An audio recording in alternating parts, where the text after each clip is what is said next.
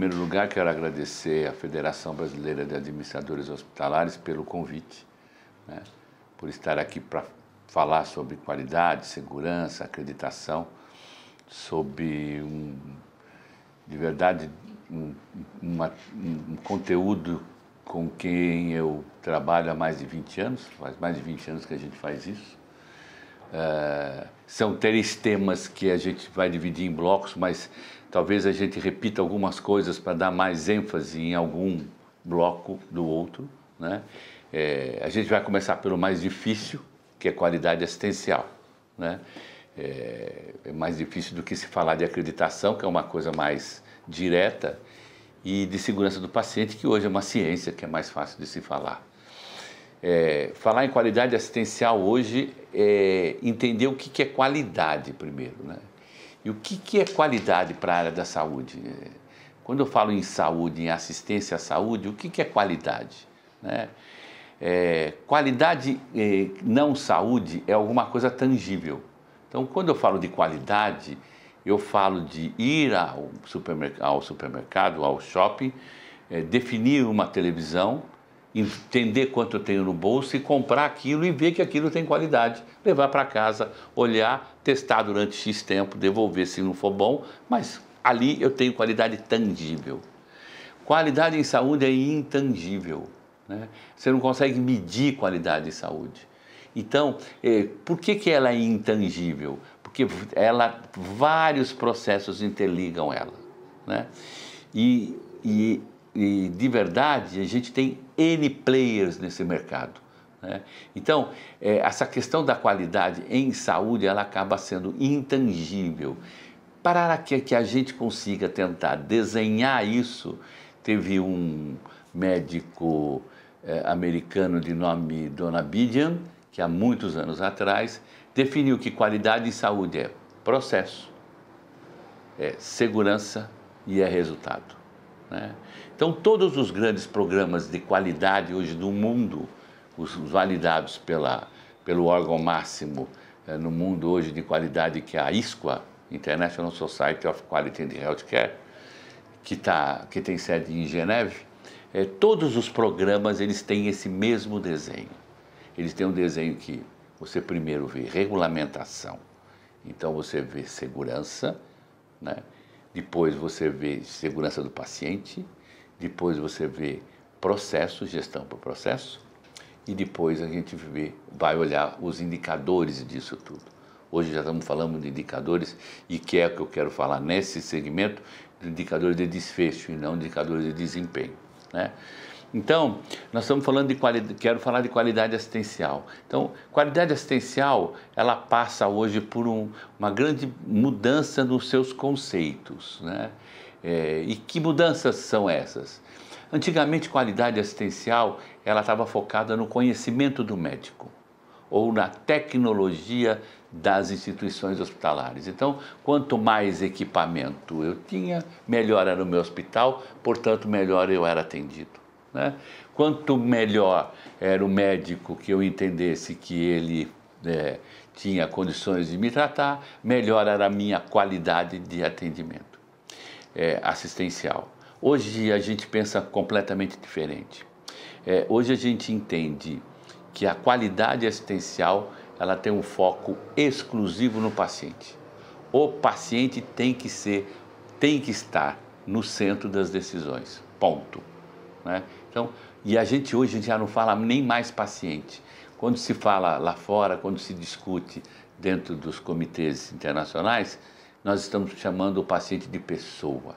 Então, a pessoa tem que estar no centro das decisões. Quando eu falo pessoa, eu estou trazendo junto a família, eu estou trazendo junto o cuidador, eu estou trazendo junto a comunidade que ela está inserida, ou a comunidade que o hospital está inserido. Então, qualidade assistencial hoje tem a base do seu processo no processo de pessoas, no processo do paciente.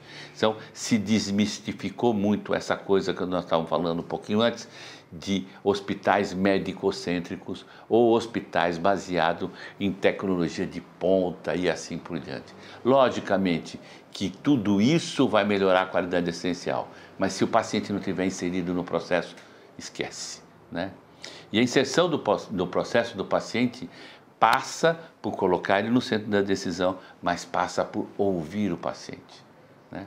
A gente, com o tempo, esqueceu de ouvir o paciente. Nós, profissionais médicos, acabamos trabalhando a questão da relação com o paciente muito numa questão eu sei e você não, faça do jeito que eu estou falando. E o modelo hoje é completamente diferente. O mundo inteiro está colocando o paciente no centro das decisões e está discutindo com o paciente o que é melhor para ele dentro do processo. Eu tenho um exemplo que eu acho extremamente interessante, que é um exemplo que aconteceu na Inglaterra, de um paciente diabético, com mais de 20 anos de diabetes, sempre descompensando, e que um dia conseguiu chegar ao médico que ele entendeu que era o top, né? Que era o figurão, que era o melhor médico endocrinologista em Londres. Ele foi ao médico e chegando ao médico, ele disse para o médico: olha, eu achei o senhor, eu procurei você na internet, você está muito bem ranqueado na internet, você trabalha em hospitais todos acreditados, então você está muito bem colocado e eu acho que você vai poder me ajudar. Mas eu quero fazer a primeira pergunta para você, doutor. O senhor sabe diabetes mais do que eu? E o médico parou, olhou para ele e falou: não. Você sabe diabetes mais do que eu, porque você tem a diabetes. Eu tenho ferramentas que eu posso te ajudar. Então é essa qualidade assistencial que nós estamos procurando.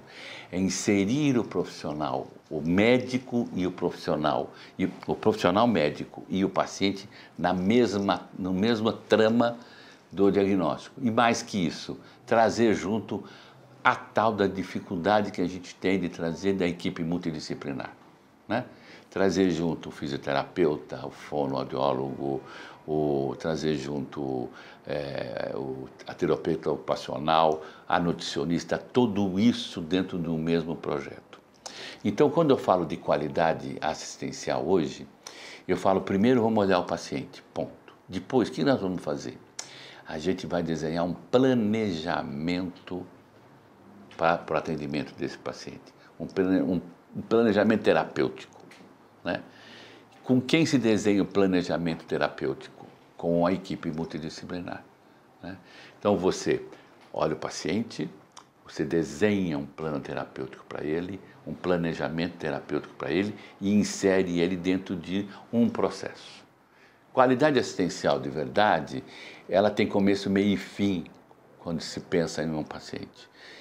Quando eu tenho um paciente, tenho o diagnóstico dele e coloco ele no centro das decisões, eu consigo entender claramente qual é a patologia dele de base e quais são as comorbidades que ele tem.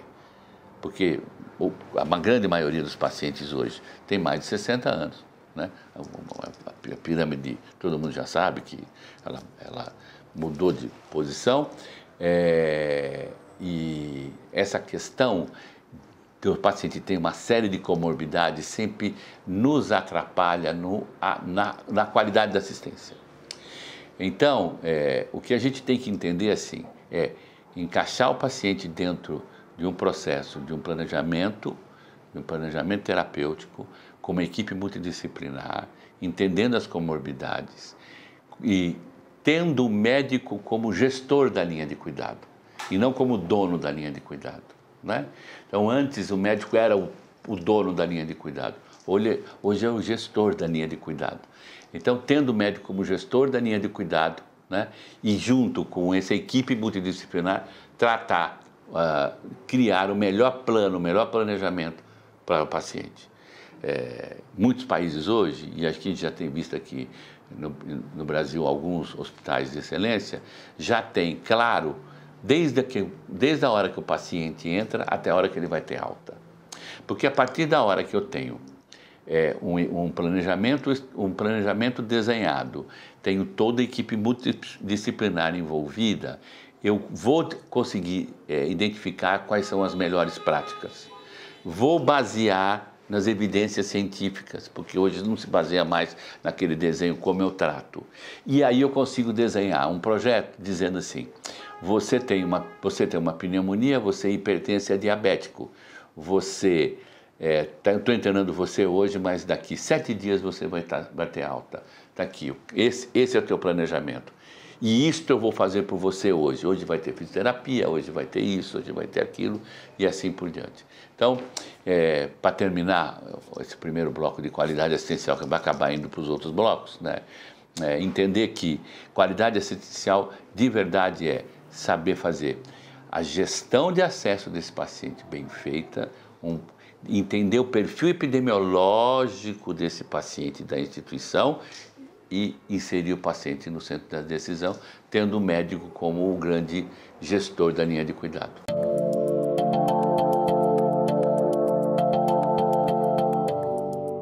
Falar de segurança do paciente é uma coisa fantástica. Sabe que há 6 anos atrás, mais ou menos, a gente não falava de segurança do paciente, né? O próprio projeto de acreditação no mundo trouxe esse desenho. Como é que essa coisa da acreditação, vou misturar um pouquinho com outro tema, mas preciso só colocar isso. A acreditação ela começa em 1953, o primeiro manual de acreditação, de padronização hospitalar, foi em 53 no Canadá, né? Então ela começa em 53, ela vem andando até um determinado momento, onde vários países tinham processos de acreditação. E aí o Canadá, junto com a Inglaterra, junto com a Alemanha, a Austrália, resolveram criar a tal da ISQA. Mas aí eu vou falar depois no outro desenho. Mas aonde entra a segurança do paciente? Num primeiro momento de acreditação, todo mundo pensava qualidade como papel, como processo descrito. Então, num primeiro momento desse grupo se juntando, vamos fazer processo. E fomos fazer processo. E todo mundo começou a escrever tudo que tinha, né? De qualquer coisa que acontecia dentro do hospital estava dentro de um documento, que muitas vezes ficava na gaveta, amarelando, né? Estava lá, ninguém usava, mas o documento estava lá, né? Você tinha documentos, você tinha até como abrir a porta do banheiro, como fechar a porta, como isso, como aquilo, tudo. Num determinado momento, em uma dessas reuniões se entendeu, puxa vida, fizemos todo esse movimento em ter papéis, em ter documentos, em ter processo, melhorou o resultado, mas não muito. O que está faltando? Esquecemos de envolver as pessoas. E aí se falou da enfermagem. Se trouxe a enfermagem para dentro do processo de acreditação ou do processo de segurança. A enfermagem veio de verdade, comprou a ideia. Hoje tem até uma discussão grande que elas compraram mais a ideia do que elas deveriam comprar, porque muitas enfermeiras pararam de fazer assistência e estão fazendo só processos e processos de gestão. E depois de um determinado tempo, de novo se sentou e falou, puxa vida, melhorou muito, mas ainda uma coisa. Quem está faltando no processo? O médico, né? E como é que eu trago o médico para o processo? Criando políticas de segurança do paciente, padrões de segurança do paciente, usando evidências científicas para trabalhar os protocolos multimodais, os protocolos assistenciais como um todo. Então, segurança do paciente veio de verdade para dentro do processo, para trazer o profissional médico para dentro do processo de qualidade como um todo, né?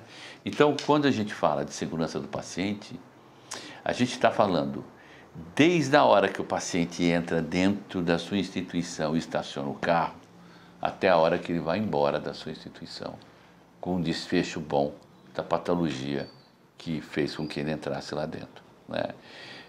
Quando a gente fala de segurança do paciente, a gente está falando de gestão do acesso, né? Eu costumo dizer, e aí é uma coisa muito minha, que o grande problema do SUS, ele pode ser financeiro, pode ser administrativo, mas para mim o grande problema do SUS é gestão do acesso. O SUS não sabe trabalhar o acesso. Até hoje ele não conseguiu organizar o sistema, né? E quando eu falo de segurança do paciente, eu estou falando de um sistema hierarquizado. Eu estou falando de um sistema onde eu estou fazendo com que o paciente entre no atendimento primário, no secundário, passe pelo terciário se necessário e saia, volte e ser inserido dentro da sociedade como um todo. Então, segurança do paciente é protocolo, né? É trabalhar protocolo, protocolo com evidência científica, protocolo com melhores resultados, né? Segurança do paciente é capacitar as pessoas para tal. E aí talvez seja o maior custo que a gente tem em relação à qualidade, segurança e acreditação, que nós estamos falando. Quando as instituições me perguntam por que a acreditação é cara, ela não é cara porque a acreditadora, vamos dizer que eu faço parte, custa caro, não é isso. Ela não é cara porque eu tenho que derrubar a parede, comprar equipamento, etc e tal, né? Ela é cara porque eu tenho que recapacitar pessoas. Ela é cara porque eu tenho que requalificar pessoas. Ela é cara porque eu tenho que conceituar um grupo grande, fragmentado de pessoas dentro do hospital. E quem é culpado? A universidade, a cátedra. Ela não treinou, ela não capacitou. Nos meus X anos de faculdade, ninguém veio falar para mim de segurança do paciente. Ninguém veio falar comigo sobre gestão, mesmo eu sendo um autônomo, médico autônomo. Eu tenho um sobrinho que acabou de se formar e entrou hoje, está fazendo residência R1 em ortopedia. Ninguém falou com ele agora de segurança do paciente, né? O que se trabalha. Ninguém falou para ele que a gente tem que usar um protocolo X, Y, Z. Hoje o paciente entra dentro do hospital, de verdade, ele não caminha pelo desenho e entendimento médico de ser. Ele caminha pelo protocolo que o hospital validou, né? Então eu tenho uma linha de cuidado do AVC, né? Eu tenho uma linha de cuidado do AVC, ele vai caminhar naquela linha de cuidado do AVC, né? Eu tenho uma linha de cuidado da pneumonia, eu tenho uma linha de cuidado de dor torácica e assim por diante. Dependendo, logicamente, de cada hospital vai ter seu perfil epidemiológico. Dentro do seu perfil epidemiológico, ele vai traçar as suas linhas de cuidado, né? E quando eu estou falando de segurança do paciente, estou falando de linha de cuidado. As que têm mais impacto em relação à morbidade, as que têm mais impacto em relação a treinamento e as que têm mais impacto em relação a morbidade, treinamento e impacto em relação a custo, né? São essas linhas de cuidado que o paciente passa e faz o seu fluxo dentro de um desenho de segurança do paciente. E segurança do paciente passa por tudo, quer dizer, passa por todos. Passa por lavar a mão, né? Passa por se eu estou falando de lavar a mão, passa por um protocolo de sepse muito bem identificado, muito bem tracejado, né? Sabendo que sepsemia você identifica no pronto-socorro e não depois do pronto-socorro. Passa pelo treinamento da equipe multiprofissional, entendendo de como tratar esse paciente de maneira mais segura. Passa por impedir que o paciente tenha erros graves dentro do tratamento, né? Hoje a gente tem toda uma história aí, um desenho americano, que se cai um Boeing todo dia de erros da assistência. Eu não gosto da palavra erro médico. Assim, se eu estou jogando o médico dentro de uma equipe multiprofissional, o erro é da assistência, o erro é de todo mundo, né? Então, eu não sei quanto é isso no Brasil, a gente não tem números para isso. A gente publica muito pouco no nosso país ainda. E de qualidade e segurança a gente publica menos ainda. A gente tem aqui um esforço no IQG hoje de tentar fazer com que as pessoas publiquem cada vez mais. A gente está levando quase 20 trabalhos dessa vez para o Congresso da ISCOA Mundial de Qualidade, que vai ser na África do Sul agora em outubro, né? Nós estamos publicando, porque a gente precisa estar publicando para ter números para a gente poder trabalhar melhor a questão da segurança do paciente. A segurança do paciente, ela está diretamente ligada à assistência profissional médica. Ele tem que entender que ele tem que trabalhar o protocolo que foi definido, discutido com ele, com a equipe multiprofissional e com a alta administração. A gente não pode esquecer, no momento, quando se fala de segurança do paciente, de envolver a alta administração no processo, né? A gente tem hoje uma ferramenta que é inglesa, que deve ter 7, 8 anos, que se chama governança clínica.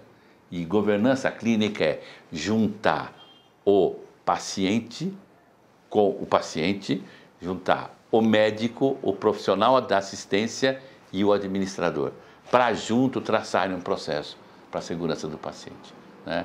Acho assim, no Brasil isso cresceu bastante. Eu acho que o foco de segurança do paciente é um foco que tem se estruturado muito mais. Ele se tornou uma ciência hoje, né? Todo mundo fala de segurança do paciente e todo mundo tenta praticar dentro do que ele pode essa tal de segurança do paciente.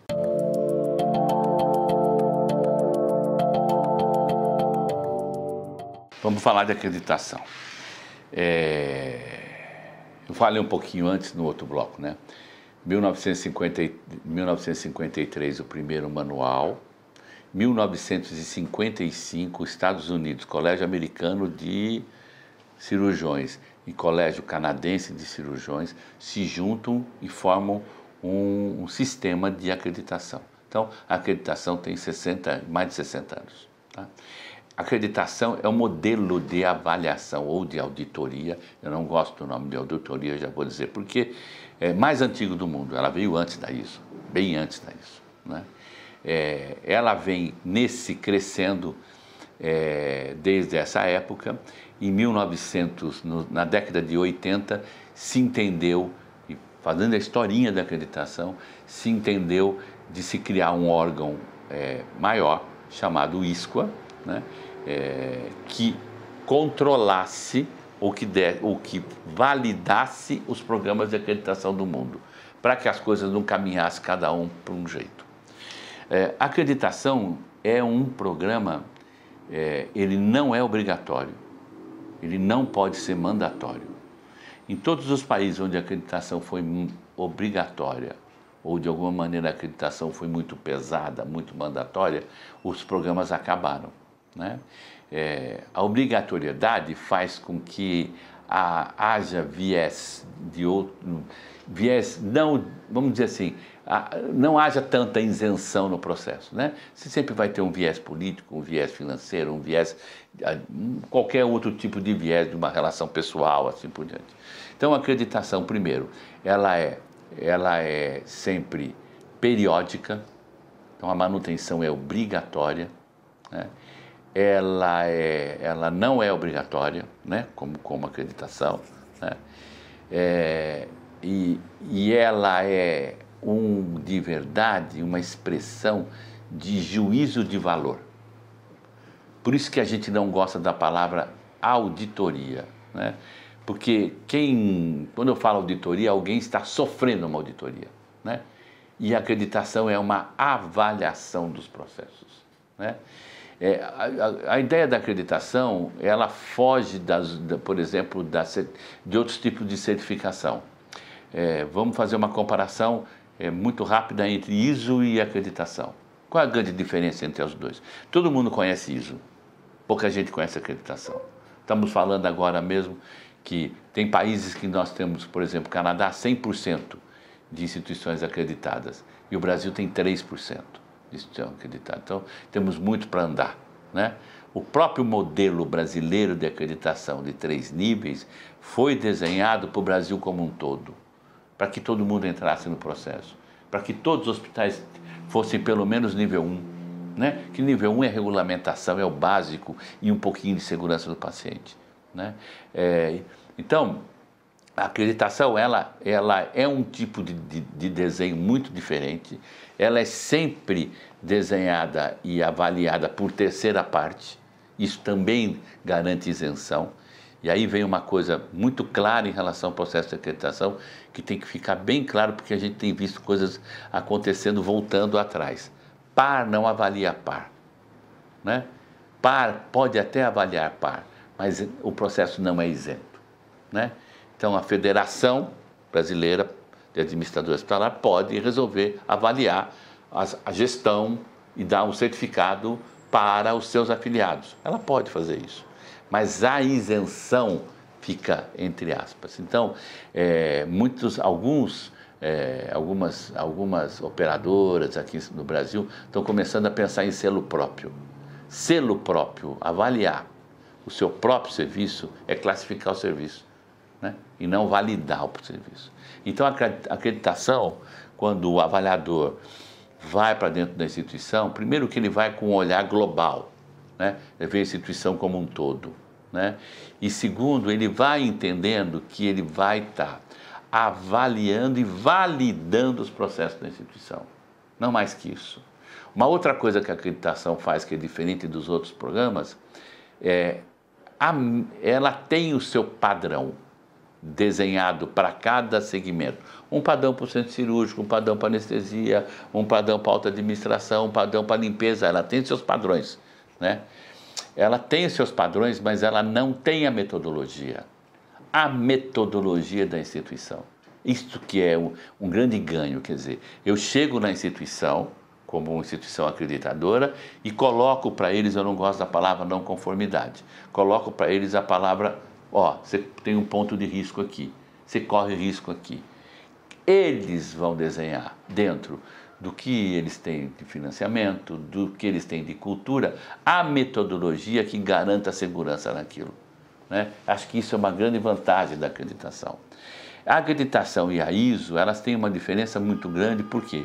Porque a ISO, ela trabalha principalmente chão de fábrica.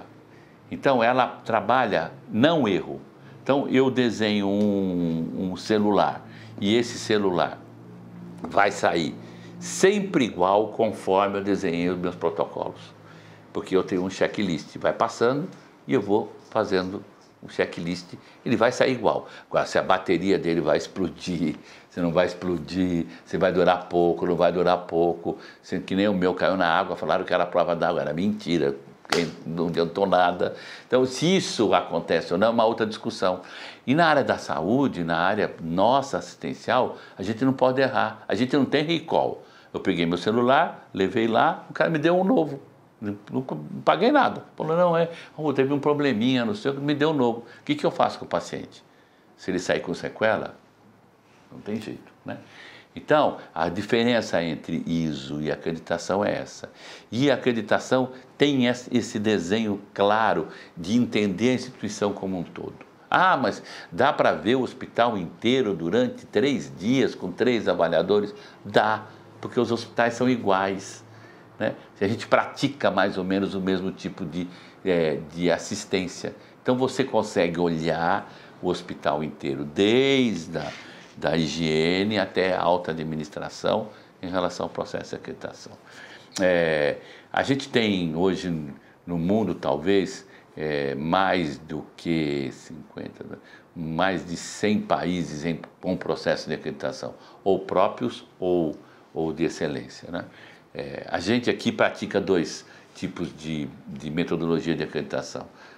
A gente pratica a ONA, desde o começo que ela surgiu, 60% do mercado ONA é nosso ainda, e a gente pratica o Qimento, que é uma metodologia global, que teve base no Canadá e que hoje é uma metodologia global, né? A diferença das duas? A diferença das duas é que ONA nós estamos falando de padrões médios, mínimos de qualidade, porque ela começou em 1999, 2000, e nós, quando estamos falando de uma acreditação americana, a Joint, ou uma global, que é o Qimento, nós estamos falando de padrão de excelência, porque elas têm mais de 50 anos. Então, o desenho é completamente diferente, né?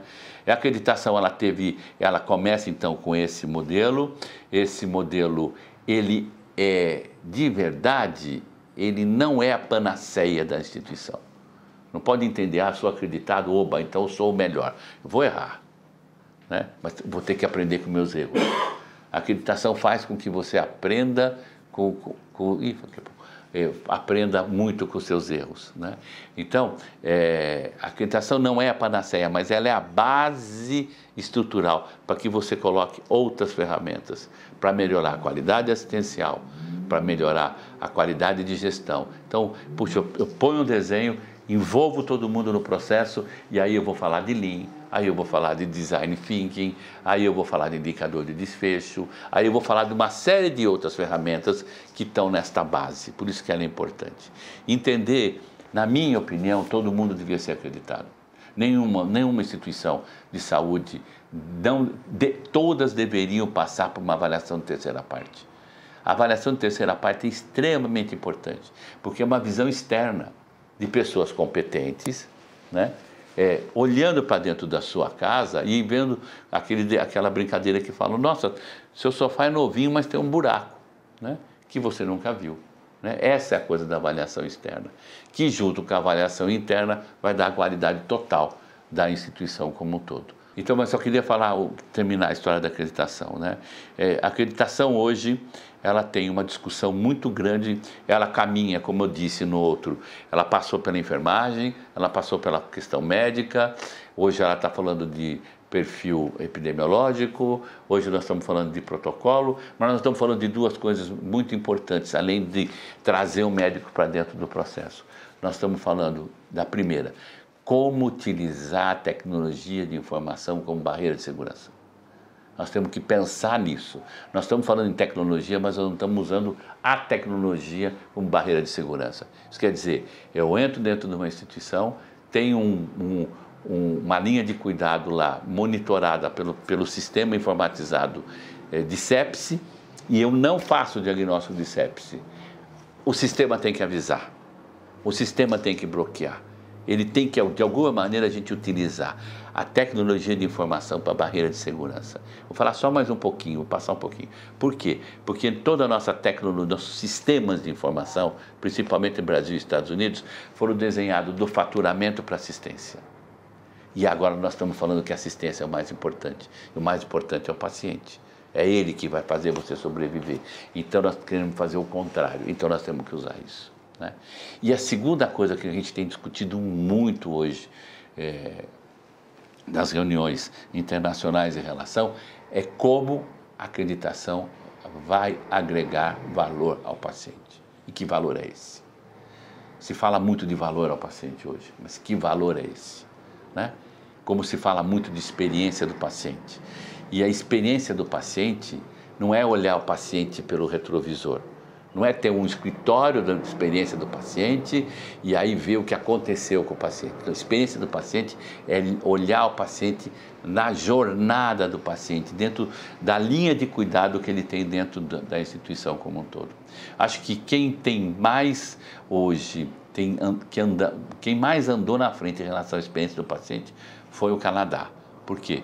Porque hoje, doutor, o senhor não sabe, mas a gente já tem 8 pacientes treinados auditores, avaliadores, para olhar o fluxo do paciente dentro do hospital, para ver essa coisa da experiência de verdade, para estar junto com a equipe técnica para validar o processo de acreditação como todo. Então, para mim, sim, eu sou fanático por acreditação, eu acredito nisso, eu acho que a gente salva vidas, né? Podia salvar muito mais, mas eu acho que tudo isso que a gente falou, qualidade da assistência, a gente falou de segurança do paciente e a gente termina com a acreditação, que é quem valida o processo, nós estamos falando de salvar vidas. E é isso que a gente tem que fazer, porque a gente tem responsabilidade social. Responsabilidade social de quem trabalha com saúde é salvar vidas, né? E é se colocar no lugar do paciente. Se a gente conseguir, em cima de uma base técnica, de uma avaliação externa e conseguir na sua assistência se colocar no lugar do paciente, com certeza absoluta o sistema vai começar a respirar melhor, ter mais volume financeiro para a gente poder trabalhar melhor a qualidade e os sistemas nacionais como um todo no mundo.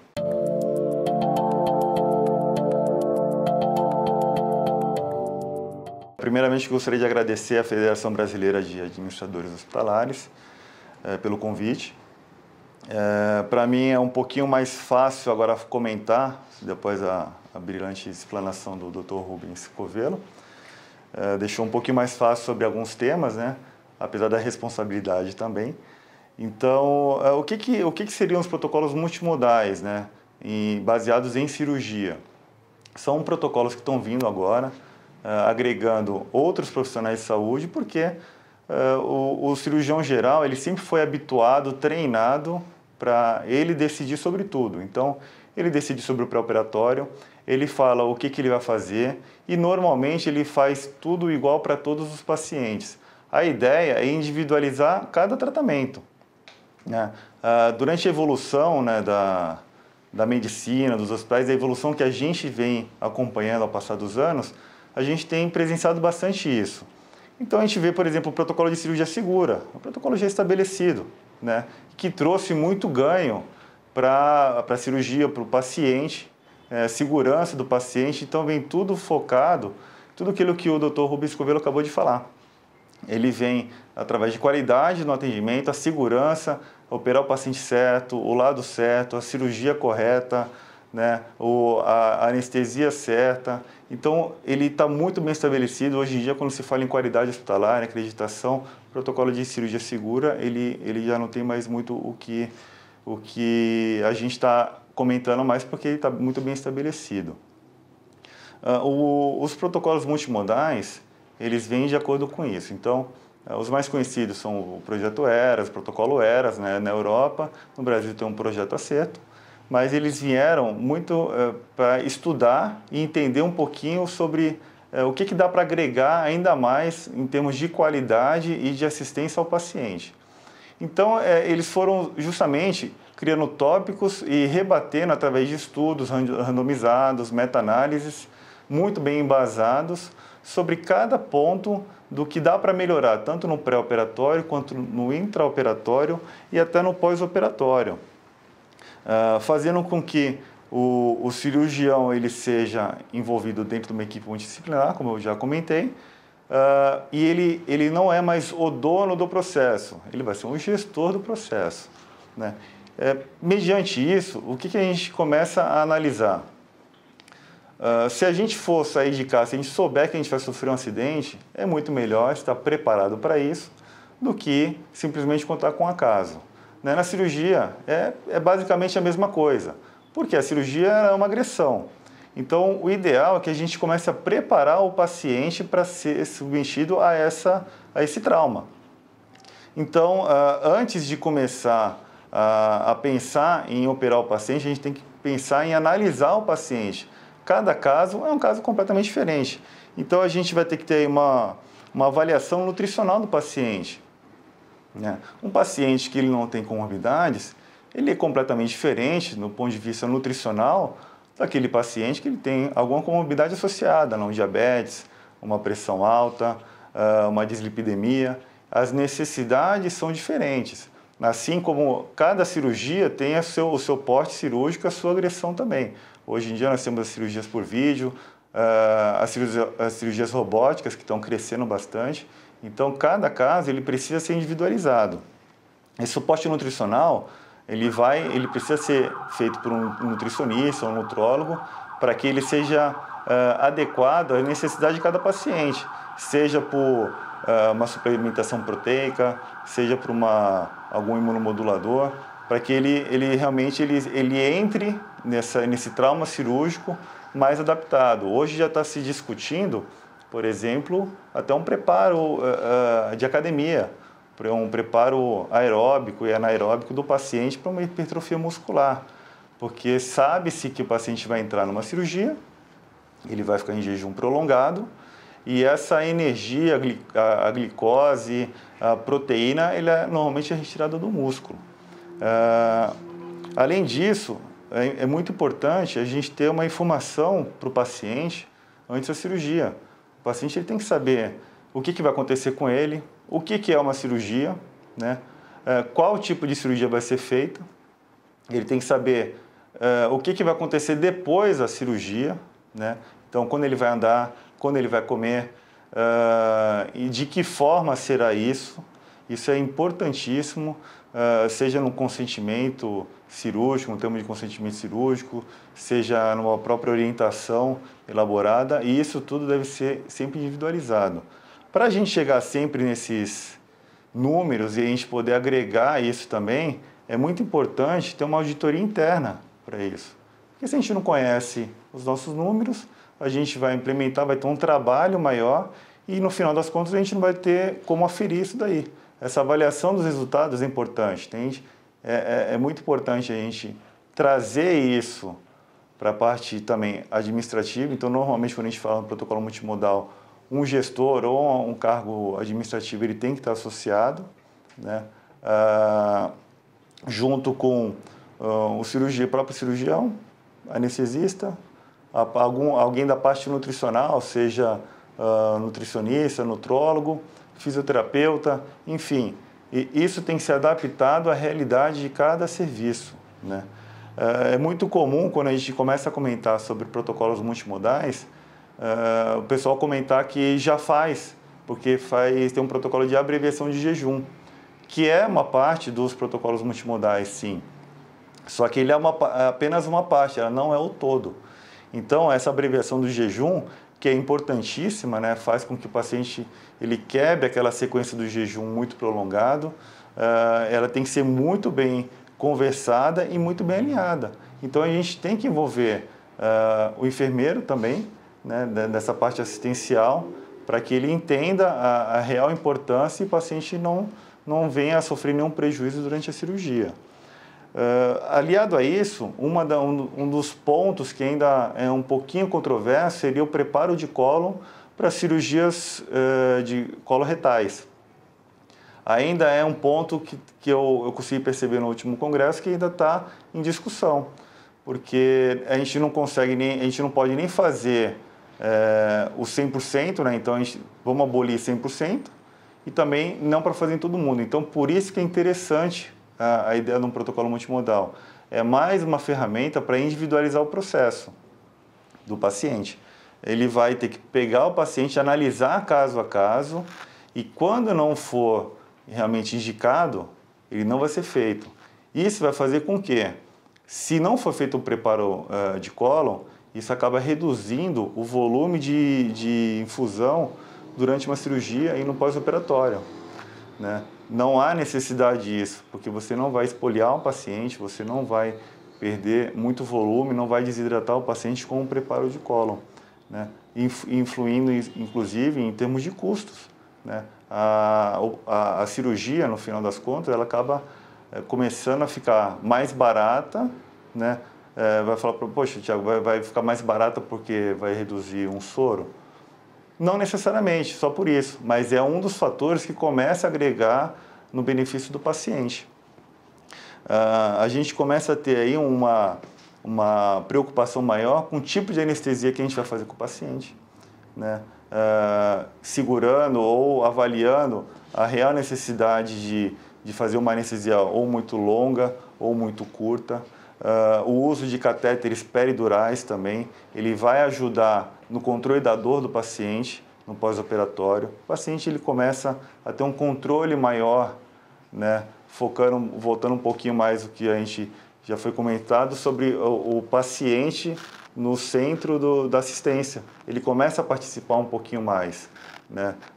Se ele consegue controlar a dor dele, seja por uma bomba PCA, pelo catéter peridural, ele começa a sentir mais à vontade e mais seguro também. Então, isso vai trazendo muito benefício para o paciente. No pós-operatório, já está muito discutido isso sobre a realimentação precoce. Em muitos casos, estão já discutindo sobre o fato do paciente se realimentar na sala de recuperação pós-operatória, deambulação ultraprecoce, então, o paciente levantar, andar mesmo após a cirurgia. Isso vai de encontro à analgesia. Se o paciente não tem dor, ele vai ter uma facilidade maior para aderir a essa deambulação precoce. E a prevenção de náuseas e vômitos também, através da medicação. Então, tudo isso vai contribuindo para que o paciente ele tenha uma recuperação mais rápida, uma alta mais rápida e uma redução dos custos com a melhora na assistência e na qualidade, né? Eu acredito que isso ainda está caminhando, mas eu tenho certeza de que no futuro a gente vai ter uma adesão muito maior e uma assistência cirúrgica de muito maior qualidade também para os pacientes.